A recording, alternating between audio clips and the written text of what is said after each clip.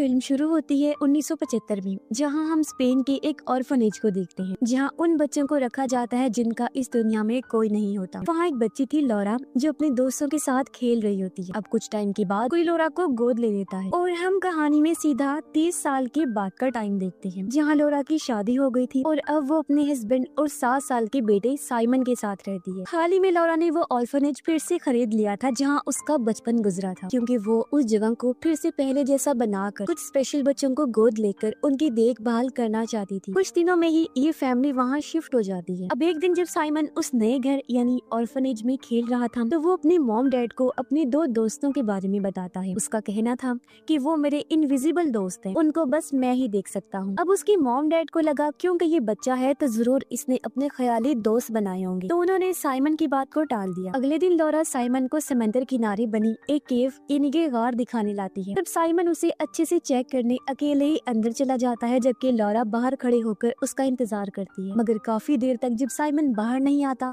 तो लौरा उसे ढूंढने अंदर चली जाती है। उसने देखा कि साइमन अकेले में वहाँ किसी से बातें कर रहा है, लेकिन जब लौरा ने चेक किया तो उसे वहाँ बच्चों के पैरों के निशानों के अलावा और कुछ भी नहीं मिलता। घर वापस जाते हुए साइमन रास्ते में बहुत सारे शेल्स सिपियां फेंक देता है, ताकि उसका नया दोस्त शेल्स का पीछा करते हुए उनके घर आ जाए। अगले दिन एक बूढ़ी औरत लौरा से मिलने आई। वो कहती है कि मैं एक सोशल वर्कर हूँ और डॉक्टर का काम भी करती हूँ। तब लौरा उसे घर के अंदर ले आती है। सोशल वर्कर साइमन के बारे में बात करती है और लौरा को उसकी फाइल दिखा। हमें पता चला कि साइमन उन दोनों का सगा नहीं बल्कि गोद लिया गया बेटा है। वो बताती है कि जब आपने साइमन को गोद लिया था उससे पहले ही उसे एक बीमारी थी जिसका मैं इलाज कर रही थी। अब उसकी डॉक्टर होने की वजह से मैं अब भी उसका इलाज करना चाहती हूँ, मगर लौरा ये कहकर मना कर देती है कि मेरे हस्बैंड खुद एक डॉक्टर है और मैं चाहती हूँ कि साइमन का इलाज बाहर जाकर नहीं बल्कि हमारी निगरानी में घर रहकर ही हो। इसलिए वो सोशल वर्कर से फाइल लेकर उसे वहाँ से भेज देती है। बीमारी को कंफर्म करने के लिए लौरा ने जब फाइल चेक की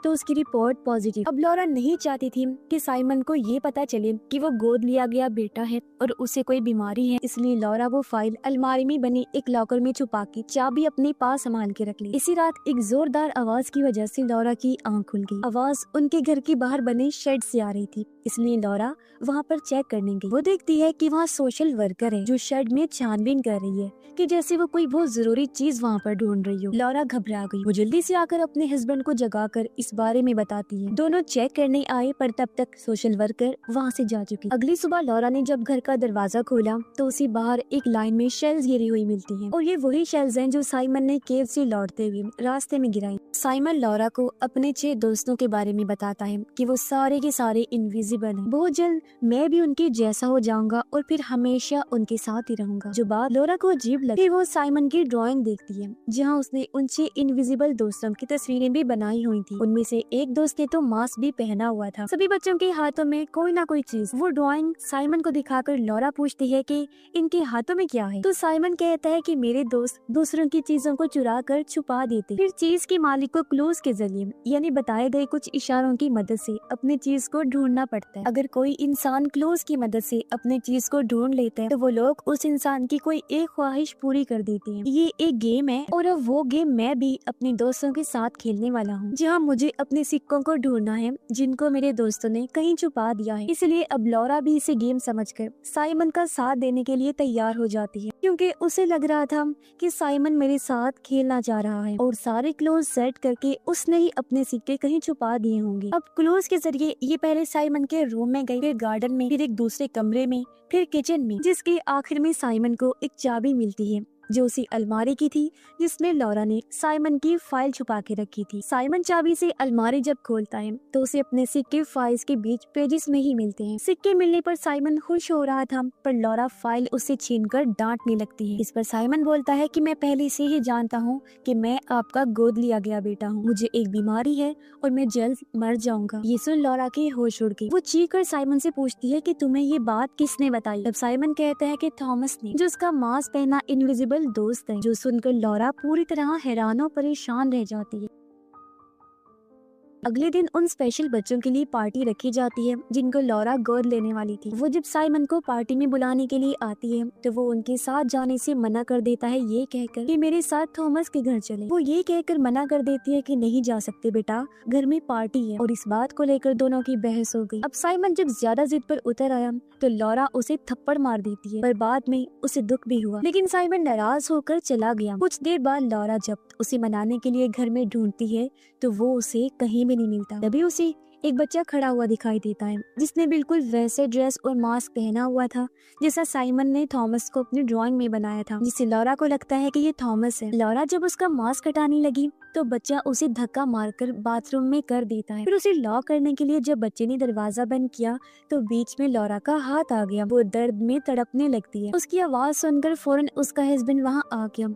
वो दरवाजा खोलकर लॉरा को बाहर निकालता है। साइमन का अभी भी कुछ अता पता नहीं था। हर कोई उसे ढूंढने लगा। लॉरा भी उसे हर छोटे बड़े कमरे में ढूंढती है, मगर जब उसे एहसास हुआ कि वो घर पर नहीं है तब उसे ढूंढने वो समंदर किनारे चली गई। वो समंदर के बीच से गुजरते हुए केव की तरफ भागकर जाने लगती है, मगर इससे पहले वो डूबती। ठीक टाइम पर उसका हस्बैंड आकर उसकी जान बचा लेता है। इसके बाद लॉरा को हॉस्पिटल ले जाया गया और पुलिस साइमन को ढूंढने की कोशिश करती है, जिसके लिए वो केव में भी गए। अब लॉरा का हस्बैंड आकर उसे बताता है कि पुलिस को साइमन केव से नहीं मिला। वो बोलती है कि ऐसा कैसे हो सकता है, क्योंकि मैंने खुद उसे केव के बाहर खड़ा हुआ देखा, तभी मैं भागी थी। ये सुनकर पास खड़ी पुलिस डॉक्टर कहती है कि ये बस लॉरा का वहम है। उसका ये भी कहना था कि हो सकता है साइमन को आपके किसी रिश्तेदार या फिर जानने वाले ने अगवा कर लिया हो। ये सुनकर लॉरा और उसके हस्बैंड को उसे सोशल वर्कर का ख्याल आया। जब लॉरा पुलिस डॉक्टर को बताती है कि वो मेरे घर आई थी साइमन के बारे में बात करने। एक रात वो घर में भी घुस आई थी और शेड में तांग झांक कर रही। मगर ये सुन पुलिस डॉक्टर ने कहा कि ऐसा कैसे हो सकता है, क्योंकि इस नाम की कोई भी सोशल वर्कर नहीं है। मगर क्योंकि लॉरा तो सच में उससे मिली थी, इसलिए उसे लगने लगा कि उसने साइमन को अगवा किया है और उसे पूरा यकीन था कि मेरा बेटा उसके पास से ही मिलेगा। अब क्योंकि लॉरा की टांग पर चोट लगी थी तो उसे व्हील चेयर का इस्तेमाल करना पड़ता है। ऐसी हालत देखकर उसका हस्बैंड लॉरा को संभालने की कोशिश करता है, उसे तसल्ली देने लगता है। फिर वो अपनी चेन उतार कर लॉरा को दे देता है, ये कहकर कि इसे तुम पहन लो और जब साइमन मिल जाएगा तो मैं ये तुमसे वापस ले लूंगा। अब लॉरा जब सो रही थी तो आधी रात को उसकी नींद जोरदार आवाजों से खुल गई। ये आवाज साइमन के रूम के पास से आ रही थी, इसलिए लॉरा फौरन वहाँ चेक करने गई। उसने देखा कि साइमन के बिस्तर पर एक डॉल पड़ी हुई है। अब यहाँ से सीन शिफ्ट होकर आता है 6 महीने के बाद, और क्योंकि अभी तक पुलिस भी साइमन को ढूंढ नहीं पाई थी इसलिए वो दोनों भी उम्मीद खो चुकी थी कि कभी साइमन मिलेगा। मगर एक दिन जब वो कहीं पर जा रही तो उन्हें सोशल वर्कर दिखाई दी जो सड़क पार कर रही थी और उसने बेबी कैरेज पकड़ा हुआ था। उसे देख दोनों को एक उम्मीद हो गई कि साइमन जरूर इसके पास होगा और आज हमारा बेटा हमें मिल जाएगा। लॉरा उससे बात करने के लिए उसे आवाज लगाती है, लेकिन तभी एक बस आकर सोशल वर्कर को उड़ा कर ले जाती है। ये देख लॉरा चीखने चिल्लाने लगी। वो रोते हुए भागकर बेबी कैरेज के पास गई, जहाँ उसे एक दूसरी डॉल मिलती है जो देखने में बिल्कुल थॉमस की जैसा था, मास्क वाला। अब लॉरा जब सोशल वर्कर को चेक करने गई तो उसका हस्बैंड बताता है कि ये मर चुकी है। अब इस हादसे के बाद पुलिस डॉक्टर सोशल वर्कर के घर से कुछ तस्वीरें और रील्स लेकर आती है ताकि वो छानबीन कर सके, और पता चलता है कि सोशल वर्कर उसी ऑर्फनेज में काम किया करती थी जहां लॉरा बचपन में रहा करती थी, यानी जिस घर में वो अभी रह रही हैं। ये सारी बातें वो लॉरा को बता रही थी। आगे वो कहती है कि सोशल वर्कर का एक बेटा भी था, थॉमस, और क्योंकि उसके बेटे का चेहरा बिगड़ा हुआ था इसलिए वो हमेशा मुंह छुपाने के लिए मास्क पहना करता था, और सोशल वर्कर भी अपने बच्चे को सबसे छुपा के रखती। अब पुलिस डॉक्टर लॉरा को एक न्यूज़पेपर भी दिखाती है जिसमें थॉमस के गायब होने के बारे में लिखा हुआ था। वो कहती है कि लॉरा, जब बचपन में तुम्हें गोद ले लिया गया था ना, उसके बाद कुछ बच्चे थॉमस को लेकर उसी केव में गए। केव के अंदर जाकर उन्होंने थॉमस का मास्क उतार लिया था और वो भागकर बाहर आ गई, क्योंकि वो देखना चाहते थे कि बिना मास्क किया थॉमस बाहर आएगा या नहीं। अब वो बच्चे तो वहाँ से जा चुके थे मगर थॉमस अंदर ही रहा। फिर समंदर की ऊंची ऊंची लहरें भी वहाँ आ गई और वो बेचारा फिर वहाँ से बाहर आ ही नहीं पाया, क्योंकि केव में भी पानी आ गया था और डूबने से उसकी मौत हो गई। इस पर लॉरा कहती है कि ऐसा कैसे हो सकता है, क्योंकि जिस दिन साइमन गायब हुआ था उस दिन थॉमस को मैंने अपने घर में देखा था। इस पर पुलिस डॉक्टर कहती है कि ऐसा नहीं हो सकता क्योंकि थॉमस तो मर चुका है। और ये भी उसका वहम ही है। इसी रात लॉरा जब बेड पर लेटी थी तो तभी उसका हस्बैंड भी साथ आकर लेट गया, जिसके साथ वो बातें करने लगी। वो फिर साइमन के साथ गुजारे गए टाइम को याद करते हुए पूरी तरह उसमें डूब जाती है। वो ये बातें अपने हस्बैंड को भी बताती है, मगर कुछ टाइम बाद जब दरवाजा खुला तो उसका हस्बैंड रूम में आता है। लॉरा ये देखकर घबरा गई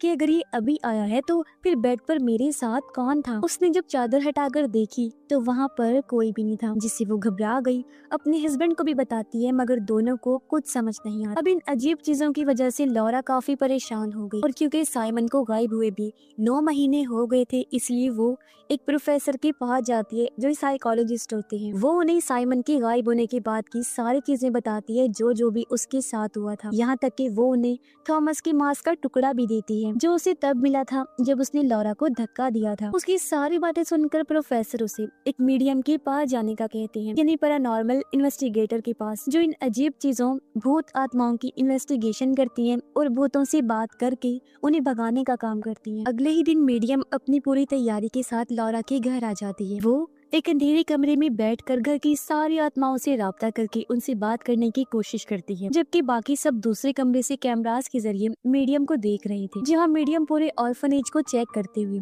एक रूम में आ जाती है, जहां उसे 5 ऑर्फन बच्चों की आवाजें सुनाई देती हैं जो मीडियम से रोते हुए मदद मांग रही थी। ऐसा लग रहा था जैसे वो बहुत ही बुरी हालत में हो। दूसरे रूम में बैठे बाकी लोग भी ऑडियो मशीन के जरिए बच्चों के रोने की आवाजें सुन पा रही थी। अब प्रोफेसर के कहने पर जब मीडियम उन बच्चों से साइमन के बारे में पूछती है तो अचानक सभी मशीन्स की पावर चली जाती है। मशीन्स बंद हो गईं और ये प्रोसेस इधर ही रोक दिया जाता है। फिर जब ये सारे लोग इकट्ठा हुए तो मीडियम लॉरा से माफी मांगती है कि मैं साइमन को नहीं ढूंढ पाई। वो ये भी कहती है कि जो लोग मरने वाले होते हैं या मौत के करीब जो होते हैं वो आत्माओं को देख सकते हैं। ये सुन लॉरा सोच में पड़ गई। उसे ख्याल आया कि साइमन को भी तो बीमारी थी, तो हो सकता है उसकी वजह से वो उन आत्माओं को देख पा रहा था जिन्हें वो अपने इनविजिबल दोस्त कहने लगा। ये सुनकर लॉरा के हस्बैंड को गुस्सा आ गया। वो इन सारी चीजों को फजूल ड्रामा बताकर प्रोफेसर और सबको अपने घर से चले जाने को कहता है। जाते जाते मीडियम लॉरा से कहती है कि तुम एक माँ हो और तुम्हारा अपने बच्चे के लिए जो प्यार है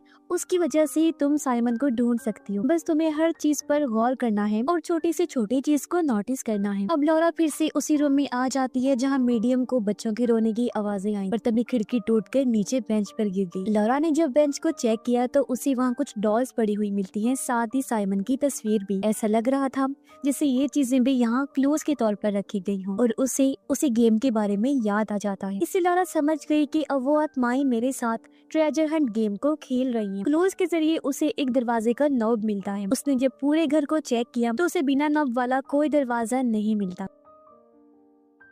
फिर लॉरा शेड में आकर चेक करती है जहां उसे सोशल वर्कर का लॉकेट मिलता है। तब उसे याद आया कि उस दिन वो भी यहाँ कुछ ढूंढने आई। लॉरा वहाँ बने छोटे छोटे चेम्बर्स के दरवाजों को तोड़कर सीमेंट की बैग्स को बाहर निकालती है, मगर जब उन्हें खोलकर देखा तो उसके होश उड़ गए, क्योंकि उनमें से उसके 5 दोस्तों की लाशें निकलती हैं जिनके साथ लॉरा इसी ऑर्फनेज में रहा करती थी। यही वो बच्चे थे जिन्होंने थॉमस के साथ केव में जाकर वो सब किया था। असल में उस दिन के बाद से सोशल वर्कर उन बच्चों से अपने बेटे थॉमस की मौत का बदला लेना चाहती थी। उसने उन बच्चों के खानों में जहर मिलाकर आखिर उन्हें मार डाला, फिर उन्हें इन बोरियों में भरकर यहाँ रख दिया। और क्योंकि ऑर्फनेज को लॉरा ने फिर से खोल दिया था तो सोशल वर्कर यहाँ इन बोरियों को ही हटाने आई ताकि और किसी को इस बारे में पता न चल सके। अब ये सारी बातें लॉरा अपने हस्बैंड को भी समझाने की कोशिश करती है, मगर वो सुनने को तैयार ही नहीं था और इस ऑर्फनेज को छोड़कर जाने की बात करता है। इस पर लॉरा उसे 2 दिन का टाइम ले लेती है, ये कहकर कि मैं यहाँ अकेले रहूँ। अपने हस्बैंड के जाने के बाद वो पूरे घर की सेटिंग को बदलने लगती है। उसने फर्नीचर भी हटाकर पुराना रख दिया था, बिल्कुल वैसा ही लुक दे दिया था जैसा 30 साल पहले ये ऑर्फनेज दिखता था। फिर वो ऑर्फनेज की वर्कर का यूनिफॉर्म पहनकर डाइनिंग टेबल पर खाना रखती है और चेयर्स पर अपने दोस्तों के डॉल्स को भी बिठाकर खुद भी वहाँ बैठ जाती है। फिर वो उसी दरवाजे के नॉब के जरिए अपने दोस्तों की आत्माओं को बुलाने लगती है, मगर जब काफी देर तक भी वो नहीं आती तो लॉरा एक गेम खेलने लगती है जो बचपन में वो अपने दोस्तों के साथ इस ऑर्फनेज में खेला करती थी। गेम खेलते ही उन बच्चों की आत्माएं वहाँ आ जाती हैं, पर जब वो उनसे साइमन के बारे में पूछती है तो बच्चे लुका छुपी गेम खेलने के लिए वहाँ से भागने लगे। अपने एक दोस्त को ढूंढते हुए लॉरा एक छोटे ऐसे कमरे में आ जाती है जहाँ पर बहुत सारा सामान पड़ा हुआ था। इस कमरे को चेक करने पर लॉरा को वहाँ एक खुफिया दरवाजा दिखाई देता है और ये ही बिना नॉब का दरवाजा था, जिसे खोलते ही अंदर एक बेसमेंट थी। तब नीचे आकर लॉरा चेक करने लगती है। उसे दीवार पर थॉमस की बनाई हुई कई सारी ड्राइंग्स मिलती हैं, जिससे ये बात जाहिर होती है कि वो इसी बेसमेंट में रहा करता था। अब और चेक करने पर उसे सामने थॉमस के कपड़ों में साइमन की लाश दिखाई देती है, जो देख लॉरा के होश उड़ जाती है। वो पूरी तरह टूट गई, वो जैसे पागल हो गई थी।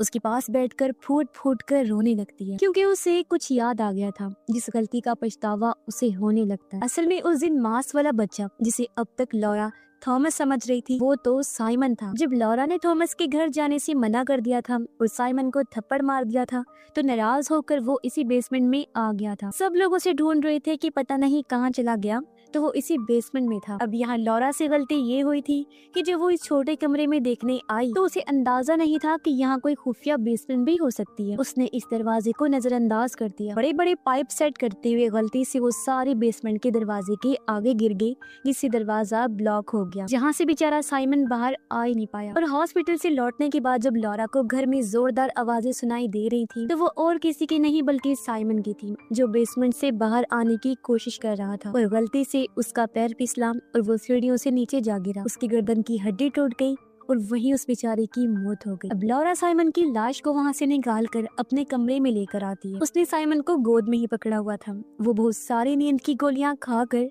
अपना आखिरी सांस लेती है, यानी वो बीमारी गई थी। जिसके कुछ देर के बाद हम लॉरा को आत्माओं की दुनिया में देखते हैं, जहाँ मरने के बाद लोग जाते हैं आफ्टर लाइफ में, जहाँ साइमन उसकी गोदी में होता है। उसके साथ साथ वहाँ थॉमस और उन 5 ऑर्फन बच्चों की आत्माएं भी होती हैं। अब उस दिन जब साइमन ने ट्रेजर हंट गेम में सिक्के ढूंढ लिए थे, तो उसने ख्वाहिश में अपनी माँ लॉरा को मांगा था, यानी उसके मरने के बाद जल्दी लॉरा भी मरकर यहाँ उसके पास आ जाए और वो साइमन और इन बाकी बच्चों की देखभाल कर सके। फिर सारे बच्चों की आत्माएं लॉरा के पास आ जाती हैं और वो एक माँ का रोल निभाते हुए उन बच्चों को कहानियां सुनाने लगती है। इसके बाद हम लॉरा के हस्बैंड को देखते हैं, जिसने ऑर्फनेज के सामने लॉरा, साइमन, थॉमस और उन बाकी बच्चों की लाशों को दफना दिया था, उनका फ्यूनरल कर दिया था और वो उनकी कब्र पर फूल चढ़ा रहा था। और जब वो वापस ऑर्फनेज में आया तो उसे वही चेन मिलती है जो उसने लॉरा को दी थी और कहा था कि जब हमारा बच्चा मिल जाएगा तो मैं ये तुमसे वापस ले लूंगा। तभी सामने का दरवाजा अपने आप ही खुल गया। सामने देखकर और अपनी चेन को वापस पाकर उसके चेहरे पर